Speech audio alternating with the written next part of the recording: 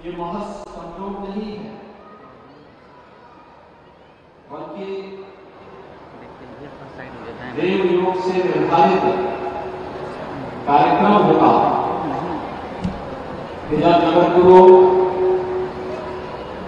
रामानंदाचार्य पूज्य स्वामी रामभद्राचार्य जी का जन्मोत्सव अमृत महोत्सव हो, तो उसी अवसर पर प्रभु राम 5 शताब्दी की अपनी इस अवधि को विस्मृत करके अपनी जन्मभूमि पर विराजमान हो रहे हैं। प्रभु की कृपा के सिवाय इस प्रकार के देव योग मिलने अत्यंत कठिन है। और हमारी तो पीढ़ी सौभाग्यशाली है कि हम लोगों ने संघर्ष को नजदीक से देखा और आज अपने भौतिक तत्व से न केवल प्रभु राम को अपनी जन्मभूमि पर एक भव्य मंदिर में विराजमान होता हुआ देख रहे हैं, बल्कि एक नए भारत के नई अयोध्या का दर्शन भी हम सबको हो रहे हैं।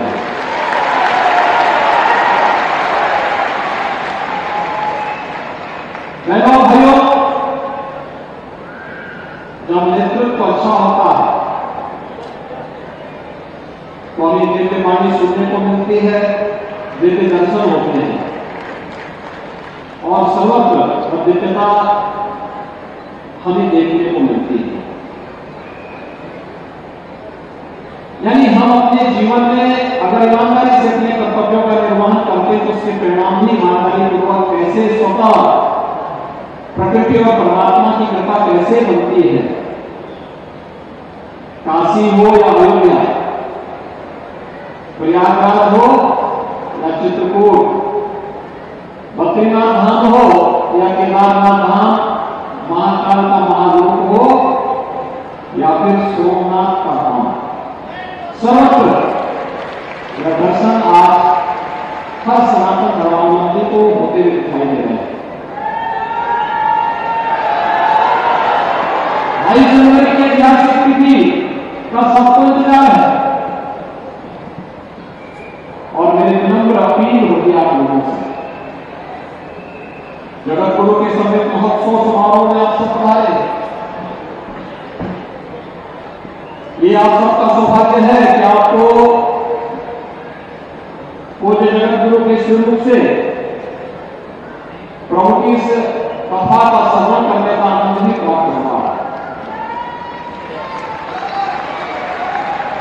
इतनी भीषण शीतलहर बाहर है और हजारों की संख्या में आकर के कई कई दिनों से यहां रुक करके यह भी एक साधना है और जगत गुरु के श्रीमुख से प्रभु की कथा का श्रवण करने का आनंद भी आप ले रहे हैं।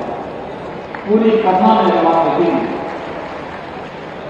प्रभु तो सर्वव्यापी है, सर्वेश्वर है, उनके बगैर एक तिनका भी नहीं हिल सकता।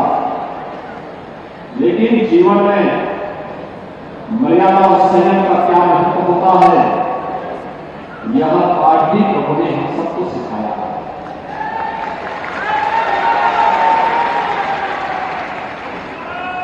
इस अयोध्या जो कई वर्षों तक, कई शताब्दियों तक उपेक्षा को जीती है, अपमान का दंश सही है, बता चुकी है, आज जब प्रधानमंत्री मोदी जी के नेतृत्व में एक नई अयोध्या के दर्शन हो रहे हैं तो देश और दुनिया अयोध्या आने के लिए उत्सुक भी है, आतुर भी है।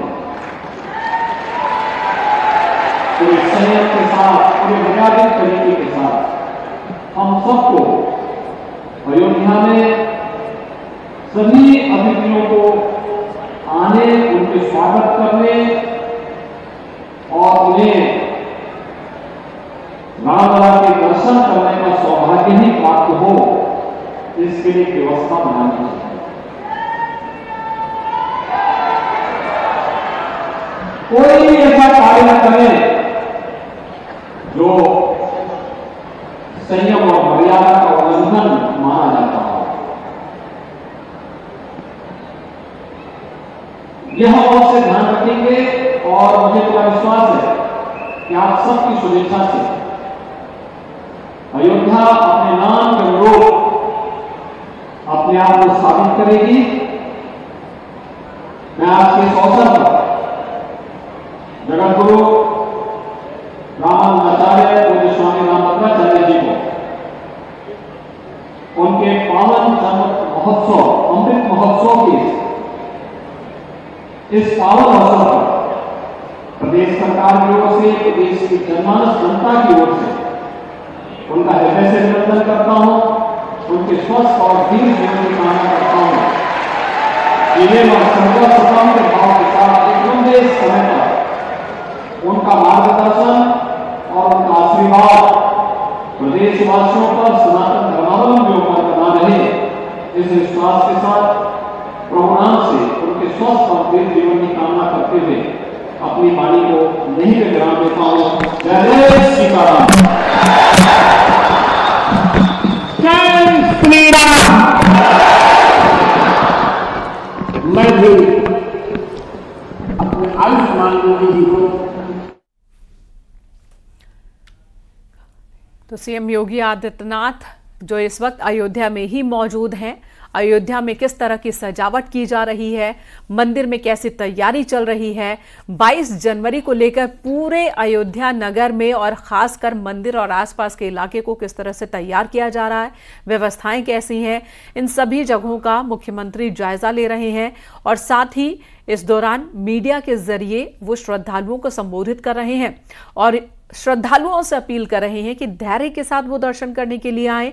जो व्यवस्थाएं बनाई गई हैं उन व्यवस्थाओं का सहारा लेते हुए दर्शन करने आए तो किसी भी श्रद्धालु को कोई दिक्कत नहीं होगी। और इन सब के बीच रामलीला की नई तस्वीरें भी हम आपको लगातार एक्सक्लूसिवली दिखा रखे हैं। धनुष लिए रामलीला की तस्वीर आप देख रहे हैं इस वक्त न्यूज़ 18 पर एक्सक्लूसिवली। रामलीला के संपूर्ण दर्शन आप कर सकते हैं टेलीविजन स्क्रीन पर। तस्वीरें देखिए, न्यूज़ 18 आपको एक्सक्लूसिवली संपूर्ण दर्शन करवा रहा है। श्यामल रंग के प्रभु श्री राम हाथों में धनुष लिए आप इस वक्त देख रहे हैं सबसे पहले न्यूज़ 18 पर।